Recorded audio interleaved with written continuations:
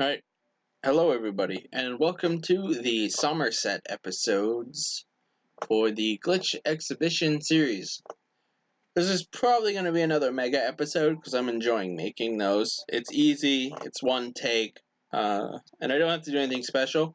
Somerset is relatively straightforward. There are a couple things I'd like to talk about, especially in the first one. And then there's quite a few. Actually, I think Somerset's going to be subdivided. So, running along with the theme that I've been doing of adding some speedrunning tech in, I actually just found a couple of new things that I'd like to talk about. So first of note, when you come here, something interesting, the old way to do this was to walk around over there and hit a trigger, and now that I've done this, I don't know why we did that, because if you come here and climb this hill, if you jump, you'll actually trigger this whole group of guys ahead of time, and you can simply go. So, the two things that I want to talk about in this level are both here at the beginning. So, I'm going to let them kill me and then do everything again. And then kill everyone so I can talk about these things. The first thing of note is this door right here. You can do a clip into the corner of this door, and through some ducking and some jumping and pushing, if you get into the wall like this, that means you're doing it right. Actually, I'm stuck in the window, but you can get into this house. Unfortunately, it's literally a soft lock. You can't get out other than a suicide. You're stuck. If you find anything interesting in there, that'd be great. But for now, it's just something you can do. So going along with this theme of things that have existed in this game and no one's noticed them, simply because no one's really looked at them, I guess, is this door right here. Now, I don't know about you, but I don't think doors are supposed to be made like this. This door literally doesn't even exist on any kind of frame. And as such, it's that easy to get inside this house. So technically we're out of bounds right now. And you may be saying, okay, but what can we do with this? And there's a couple things. You can come to this balcony, and it looks pretty. Say hi to the lawn gnome over there. Hello, lawn gnome. Oh god, he's looking right at me. That's kind of creepy. I don't like that. And you can come over to this one, and from this balcony, there's a couple things you can do. So, on difficulties like Superhuman, I'd actually highly recommend you take advantage of this, because it allows this whole fight and a trigger that's about here-ish on the ground that spawns a howler and a couple enemies. You can skip all of it and hop over to this side. This whole level is trigger-based, and it requires killing certain enemies in order to make other enemies load. Like the steelhead we saw at the beginning of the level, who's now located on the other side of this building, is kind of tied to a trigger. I do know for a fact he has to die, along with a majority of that other group at the start. However, this hound, this whole checkpoint, I've had it one time where the level wouldn't let me complete until I triggered it, and one time where after I was able to complete it without triggering, I had to trigger it to complete the level. So I'm not quite certain if this trigger line is a necessity or not. But But on things like Superhuman, if you hop around here, you can take one group out at a time, and it makes it significantly easier to handle. I'll get more into discussion of the trigger after I finish this. So from this house, you can hop up here onto this roof. And you can hop around on other roofs. It is possible to get onto that roof. It's pretty tight, but it's just I'll try it once. Yeah, I didn't make it, but you saw how close I was. I've done it. You can get up there.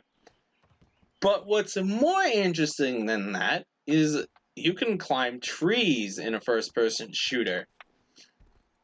You can get on this tree right here. Then from this branch, you... Don't do that. So from that branch, you're supposed to land not on the higher branch. You can land on the higher branch for safety. But you need to land in the lower branch. What I just tried to do there was use the higher branch as a brace to bounce against, and that's why I fell, because I fell between the hole. Wow. This is not working well right now. Alright. I do need to do this, though. Well, I really want to do this, because it's pretty significant what's on the other side of this. And it's not hard. It's all about learning where you need to stand, where you need to jump, land, etc., etc. Overall, it's pretty easy to do. Okay, so once you're on this branch, you can run up this a little bit. Run up it, jump over to this house, and at this point, you've now, this whole fence here that goes around the opening area is like an invisible wall. You've now gotten over the invisible wall, and by jumping out here, you literally can go anywhere in the level you want. You could go absolutely anywhere. There's a couple things to note. For example, this. The textures we see are not the same as the textures we can walk on, as you could pretty significantly see here. This tree is one of the first big hurdles. You have to get pretty close to the edge, which is right here. If you go past that, you will just die. And find a pretty specific invisible hill. I don't like doing it. But it's here, I promise you. And that's the way to get... You'll literally go over this entire tree.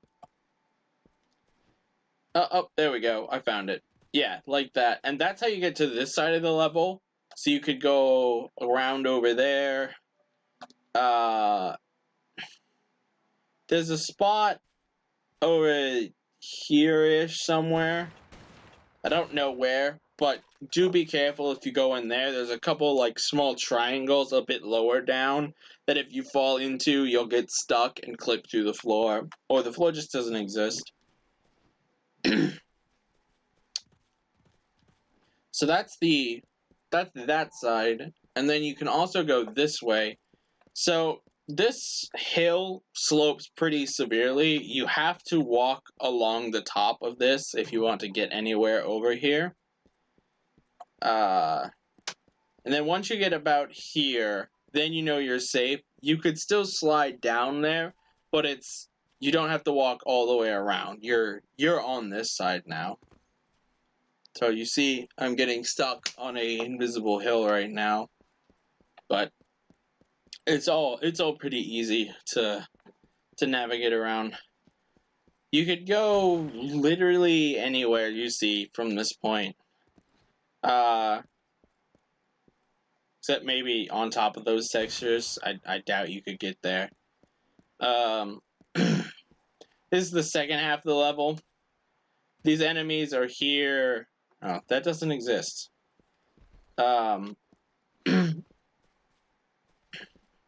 These enemies are here because of Cartwright. There wasn't a trigger to activate them or anything. He is slowly killing them throughout the entire level from the moment you spawn in.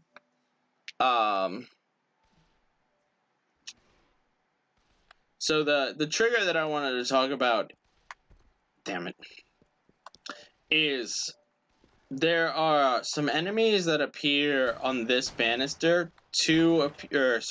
One appears there, two appears here, and then down on that one, there's two enemies that appear. If those 5 enemies have not loaded in, then this area here, no matter how many of the enemies you kill, will never progress to the next checkpoint, which is the Slip Skull checkpoint. So you have to make sure you kill the Steelhead along with whatever other enemies are tied to that trigger.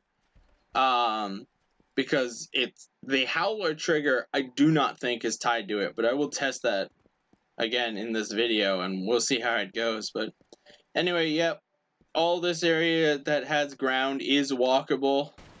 That's Somerset 2. You can go out there, you can walk all the way around. There's a whole bunch of invisible floor. Unfortunately, it's all literally just texture, and there's nothing else to it. So what I just did here is fell down. This is actually a soft lock. You are stuck here, and as far as I could tell, there's no way to fix this. If you fall down here, you're pretty much screwed. I'll spend like 2 minutes. Like, I can't even get out there and kill myself because of an invisible wall. So yeah. You're just stuck if you fall down here. So there are a lot of soft locks out here. You do need to be careful, but it's pretty cool. It's expansive. I was going to show you that other thing, but since I messed that up. I'm gonna trigger that, but then skip it. This is what I like to do in runs now. So you see how these 5 enemies up here have spawned? These are the things you have to matter about. This is your visual cue. If these guys are here, you're good to go. And they get really iffy if you approach from an angle other than intended.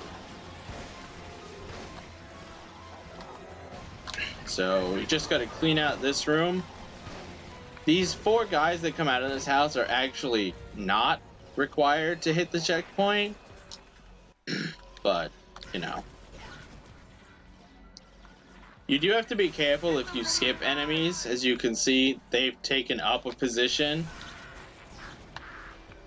Also, you'd only have the arc charger on any percent. Or, sorry, on no out of bounds. You wouldn't have it on normal any percent.